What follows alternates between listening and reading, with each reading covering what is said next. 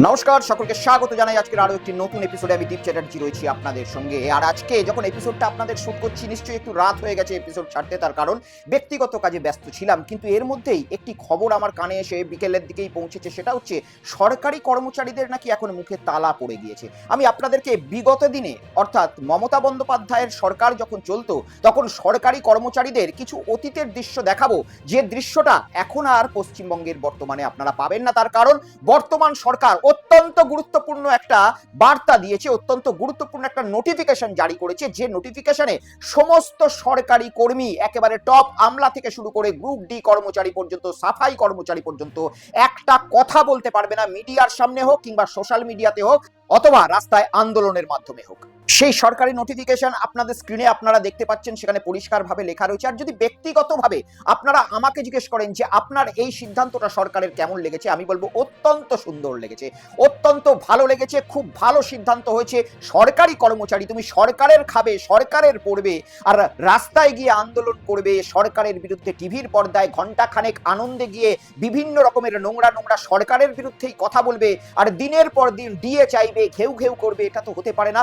সরকারের কাছ থেকে যখন মাইনে নিচ্ছেন সরকারি কর্মচারীরা, তাহলে নিষ্ঠার সঙ্গে সরকার যা করছে সেটাকে সমর্থন করে সেই সরকারি কর্মচারীদের মেনে নেওয়া উচিত। আর এই সিদ্ধান্তটা শুভেন্দু অধিকারীর সরকার, মাননীয় মুখ্যমন্ত্রীর সরকার, সরকার পরিবর্তন হওয়ার 10 দিনের মধ্যেই নিয়ে নিলেন, যেটা মমতা বন্দ্যোপাধ্যায়ের সরকার 15 বছরে নিতে পারেনি। তার মাসুল তাকেও দিয়ে যেতে হয়েছে। আমি আপনাদের পুরনো 2-3টে দৃশ্য দেখাবো, সরকারের খেয়ে সরকারের বিরুদ্ধে বিপ্লব করা বিশেষ কিছু চিত্র, যে চিত্রগুলো বর্তমান পশ্চিমবঙ্গে ইতিহাস হয়ে থাকবে, কারণ আজকালকার দিনে আর এটা দেখা যাবে না। আমি অতীতের কিছু দৃশ্য দেখাই, যখন মমতা বন্দ্যোপাধ্যায় মুখ্যমন্ত্রী ছিলেন, তখন এই সরকারি প্রতিনিধিরা কিভাবে সরকারের বিরুদ্ধে রাস্তায় আন্দোলন করতে নেমেছিলেন। দেখুন, পুলিশকে আমরা শর্ত দিয়েছি ব্যারিকেড খুলতে হবে, ব্যারিকেড না খুললে এই ধর্মতলা চত্বর সচল হবে না। পুলিশ ঠিক করুক ধর্মতলা চত্বর সচল লাগবে নাকি ওই ব্যারিকেড খুলবে। গণতান্ত্রিক দেশে কোনো মিছিল করার জন্য পারমিশন নিতে হয় না, মানে এটা কিন্তু নিয়ম। রাইট টু প্রোটেস্ট হচ্ছে আমার মৌলিক অধিকারের মধ্যে পড়ে। সেখানে দাঁড়িয়ে আমি কেন তাদের কাছে অনুমতি নিতে যাব? আমরা যা প্রশাসনিক নিয়ম কানুন আছে সেই সমস্ত কিছু নিয়ম কানুন মেনে আমরা জানিয়ে দিয়েছিলাম যে আমরা এই দিন মিছিল করছি, এই হচ্ছে আমাদের রুট, আমরা সেই রুট অনুযায়ী যাব। আজকে শতাধিক সংগঠন যুক্ত হয়েছে এবং সব থেকে যেটা সিগনিফিক্যান্ট সেটা হলো, দেখতেই পাচ্ছেন এখানে যে লাল গেরুয়া সকলেই এক হয়েছে। আমরা যারা কোনো পলিটিক্যাল ব্যানারে নেই তারা তো ছিলামই লড়াইয়ে। ইতিহাস এই দৃশ্য পশ্চিমবঙ্গে আর দেখতে পাবেন না। সংগ্রামী যৌথ মঞ্চ, মূলত ডিএ নিয়ে আন্দোলন করে পশ্চিমবঙ্গে ভাইরাল হয়ে যাওয়া ভাস্কর ঘোষ, এই ভাস্কর ঘোষের এই মৌলিক অধিকারের কথা বিগত সরকারের আমলেই একেবারে রয়ে গেল, আর্কাইভে থেকে গেল বিভিন্ন সোশ্যাল মিডিয়ার। কিন্তু বর্তমান সরকারের আমলে যে নোটিফিকেশন বেরিয়েছে, সরকারি এই সমস্ত কর্মচারীদের এই যে গণতান্ত্রিক রাইট, মৌলিক অধিকার, এই কথাগুলো আর শুনতে পাবেন না। পুলিশকে যেভাবে হুমকি দিচ্ছিল ব্যারিকেড খুলতে হবে, না হলে আমরা এই রাস্তা অচল করে দেব, এগুলোও অতীত। তাই এই অতীতের দৃশ্যগুলো আজকে দেখুন এবং অতীতের দৃশ্যে ফিরে চলে যান, যে এই ভাস্কর বাবুদের মৌলিক অধিকারের সেই গল্প আজকালকার দিনে ইতিহাস হয়ে গেল। সেই জন্য এই পুরনো দৃশ্য আপনাদেরকে দেখালাম। আপনাদের দেখাবো আরজি কর আন্দোলনের সময় সরকারি ডাক্তাররা কিভাবে প্রত্যেকটা হসপিটালকে কার্যত বন্ধ করে দিয়েছিল, কোনো রকম রোগী চিকিৎসা পাচ্ছিল না, এবং তারা আন্দোলনের মাধ্যমে একটা গোটা সরকারের যে হাসপাতাল সিস্টেম সেটাকে বন্ধ করে দিয়েছিল। দেখুন সেই সময়কার ছবি আমি আপনাদেরকে দেখাবো। দেখুন, আজ ওয়েস্ট বেঙ্গল জুনিয়র ডক্টরস ফ্রন্টের পক্ষ থেকে ধর্মতলায় অনশন মঞ্চে আমাদের 7 জন সহযোদ্ধা এবং নর্থ বেঙ্গল মেডিকেল কলেজ ও ডেন্টাল কলেজ সেখানকার যে 2 জন সহযোদ্ধা, মোট 9 জন সহযোদ্ধা যে আমরণ অনশনে বসেছিলেন, তার 130 ঘন্টা অতিক্রান্ত হয়েছে। ইতিমধ্যে আমরা দেখতে পেয়েছি যে গতকাল সকাল থেকে আমাদের যে সহযোদ্ধা ডক্টর অনিকেত মাহাতো, তার শারীরিক অবস্থার একটা অবনতি আমরা লক্ষ্য করছিলাম। যদিও বারবার তার মানসিক দৃঢ়তার কথা আমাদের সহযোদ্ধা ডক্টর অনিকেত মাহাতো বারবার জানিয়েছিলেন, তবু আমাদের স্বাস্থ্য পরীক্ষা জারি ছিল। তার ব্লাড প্রেশার, তার ব্লাড সুগার, তার বিপি, তার ব্লাড প্রেশার, তার সুগার টেস্ট, তার ইউরিন কিটোন বডি বারবার টেস্ট করা হয়। তার বেশ কিছু ব্লাড রিপোর্ট আমরা টেস্ট করতে পাঠাই। আরজি করের সেই বিখ্যাত ভাইরাল হয়ে যাওয়া প্রতিবাদী ডাক্তার দেবাশিস হালদার, দেবাশিস বাবুরা সেই সময় অনিকেত মাহাতো অনশন করেছিলেন বা তাদের টিম অনশন করেছিলেন, সেই নিয়ে চিন্তিত। কিন্তু আজকে দেবাশিস বাবুদের জন্য সুখবর রয়েছে, আর অনিকেত মাহাতো বা কোনো রকম সরকারি ডাক্তার বা সরকারি আধিকারিক বা সরকারি কর্মীদের আর অনশনে যেতে হবে না সরকারের বিরুদ্ধে। তার কারণ অনশনে যাওয়ার রাস্তাটাও বন্ধ, কোনো রকম সোশ্যাল মিডিয়া পোস্ট পর্যন্ত এরা করতে পারবে না। যখন অনশনে যাওয়া তো অনেক দূরের কথা, আরজি কর যে ইস্যুটা উঠেছিল সেই ইস্যুতে অবশ্যই যে নোংরা ঘটনা ঘটেছিল সেই নোংরা ঘটনার বিরুদ্ধে এরা প্রতিবাদ করেছিল। কিন্তু আগামী দিনে যদি পশ্চিমবঙ্গে এরকম কোনো আবার ভয়াবহ ঘটনা ঘটে এই আরজি করের ডাক্তারদের কাছে আর সেই রাস্তা খোলা নেই যে হাজার হাজার রোগীদের পরিষেবাকে বন্ধ করে দিয়ে আবার তারা নিজেদের আন্দোলন চালিয়ে যাবে এবং ফান্ড বৃদ্ধি করবে বিভিন্ন মাধ্যমে, আর সেই রাস্তা খোলা নেই। তাই দেবাশিস হালদার যে বক্তব্য রাখছিলেন অনিকেত মাহাতের অনশন নিয়ে চিন্তিত ছিলেন, সেই সুরাহাটাও করে দিল বর্তমান সরকার। আর অনশন করে এদের স্বাস্থ্যের ক্ষতি করতে হবে না আগামী দিনে সরকারের বিরুদ্ধে। আপনাদের দেখালাম ভাস্কর ঘোষের বক্তব্য, তিনিও নিজের সরকারি কাজটি ছেড়ে দিয়ে সারাদিন দিয়ে দেবে, দিয়ে দাও, দিয়ে দাও, দিয়ে দাও এই নিয়ে আন্দোলন করে রাজপথকে সব সময় ঘিরে বসে থাকতো। আর নিজে যেখানে চাকরি করেন সেই জায়গাটায় কিভাবে চাকরিতে পৌঁছাতেন আমি জানি না, তবুও সরকারি মাইনেটা মাসের পর মাস পেয়ে যেতেন, বলতেন এটা আমার গণতান্ত্রিক অধিকার, মৌলিক অধিকার। সেই দিক থেকেও ছুটি হয়ে গেল ভাস্কর ঘোষদের মতো মানুষদের। এবারে আর মৌলিক অধিকারের জন্য রাস্তায় নামতে হবে না তাদের। মুখে আজকে সরকার একেবারে পার্মানেন্টলি শাটার ডাউন করার নোটিফিকেশন দিয়ে দিয়েছে এবং অত্যন্ত তাৎপর্যপূর্ণ নোটিফিকেশন। আমি সরকারকে সাধুবাদ জানাই, সরকারকে ধন্যবাদ জানাই, আর মাননীয় রাজ্যের মুখ্যমন্ত্রী শুভেন্দু অধিকারী মহাশয়কে 100 বার ধন্যবাদ জানাই। এই ধরনের মানুষদের সঙ্গে এই ব্যবহারটা, এই ধরনের মুখ বন্ধের নোটিফিকেশনটা অত্যন্ত জরুরি ছিল, যারা এই সরকারের সিস্টেমের মধ্যে থেকে দিনের পর দিন সরকারকে পর্যদুস্ত করে গিয়েছে এবং সরকারের মাইনে নিয়ে রাস্তায় নিজেদের আন্দোলনকে জারি করে গিয়েছে। আমি দেখাবো আশা কর্মীদের কিছু অতীতের চিত্র। আশা কর্মী, যে আশা কর্মীরা একসময় মাত্র 1800 টাকা মাইনে পেত, মুখ্যমন্ত্রী যখন মমতা বন্দ্যোপাধ্যায় ছিলেন সেই আমলে এই আশা কর্মীদের মাইনে প্রায় 4 গুণ 5 গুণ বেড়ে গিয়েছে।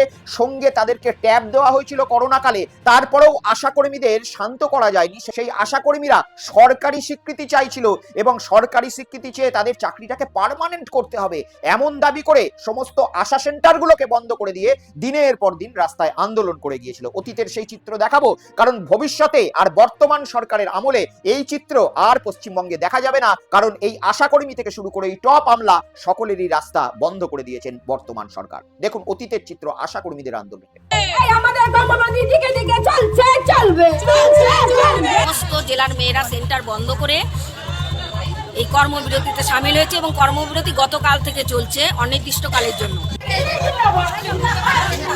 কর্মবিরতি চলছে, চলবে।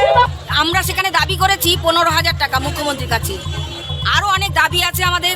না না না না, ওই দাবি টাবি এসব অতীত, ওই দাবি টাবি আর করা যাবে না। আর ওই যে মাইকের মধ্যে চলছে চলবে, এই যে সেন্টারকে তালা লাগিয়ে দিয়ে সে চলছে চলবে আর দাবি, এই জিনিস অতীত। পুরনো ছবি দেখিয়ে দিলাম, এই পুরনো ছবিটা দেখেই আন্দোলন একসময় আপনারা করতেন, আশাকর্মীরা করতেন, এটাই ভাববেন। আর বর্তমান সরকারের আমলে এটা স্বপ্নেও ভাববেন না। তাহলে যে মাইনেটুকু পাচ্ছেন সেটা তো বন্ধ হওয়া সময়ের অপেক্ষা, সাথে সাথে কাজটাও চলে যেতে পারে। নোটিফিকেশন কিন্তু সরকার গাইডলাইন অত্যন্ত সুন্দরভাবে দিয়ে দিয়েছে এবং দরকার এটা ছিল। যেভাবে সরকারের মধ্যে থেকে একটা সরকারকে 15 বছর দাও দাও দাও দাও করে সারা দিন নিজেদের কর্মবিরতি ডেকে নিজেরা নিজেদের লাভের গোছানোর চেষ্টা করতেন, আর সরকারি পরিষেবা কতটুকু দিতেন সেটা তো সরকারি অফিসে গেলেই বোঝা যেত। সেই সরকারি কর্মীদের সঙ্গে এই ধরনের ব্যবহারটাই দরকার ছিল, যেটা বর্তমানে শুভেন্দু অধিকারী মুখ্যমন্ত্রীর সরকার করে দেখালেন। ধন্যবাদ জানাবো এবং কৃতজ্ঞতা জানাবো যে এই সমস্ত মানুষদের শাটার ডাউন যেভাবে এই বর্তমান সরকার করেছে, আরো একবার ধন্যবাদ দিতে হবে। কিন্তু তৃণমূল কংগ্রেসের মুখপাত্র কুণাল ঘোষ তিনি এই মুহূর্তে একটা প্রেস কনফারেন্স করেছেন এই সমস্ত বিষয়ে। দেখাবো আপনাদেরকে কি বলেছিলেন কুণাল ঘোষ এই বিষয়ে। দেখুন, সরকারি কর্মচারীদের সম্পূর্ণভাবে কণ্ঠরোধ করে দেওয়া হলো এই সার্কুলারের মাধ্যমে। আপনি বাইট দিতে পারবেন না। এবার প্রকাশ্যে বলুন অবিলম্বে ডিএ দিতে হবে। কেন মন্ত্রিসভার বৈঠকে এখনো ডিএ দেওয়া হলো না বলুন? বকেয়া ডিএ নতুন সরকার এলেই মিটিয়ে দেবে, কেন দিল না বলুন? এখন এগুলো বলবেন না। সরকারি কর্মচারীদের সম্পূর্ণভাবে কণ্ঠরোধ করে দেওয়া হলো এই সার্কুলারের মাধ্যমে। প্রাক্তন মুখ্যমন্ত্রী মমতা বন্দ্যোপাধ্যায় কিন্তু এই আইন কড়া হাতে প্রয়োগ করেননি গণতন্ত্রের কথা ভেবে। সেই কারণে তিনি সমালোচিত হয়েছেন এর সুযোগ নিয়ে ধর্ণা মঞ্চ থেকে কি কি ভাষায় আক্রমণ করা হয়নি, এই সরকারকে কি কি বলা হয়নি। আর আজকে কথা বলা নিষিদ্ধ, সমালোচনা নিষিদ্ধ, সরকারি নীতির প্রেক্ষিতে কিছু বলা নিষিদ্ধ।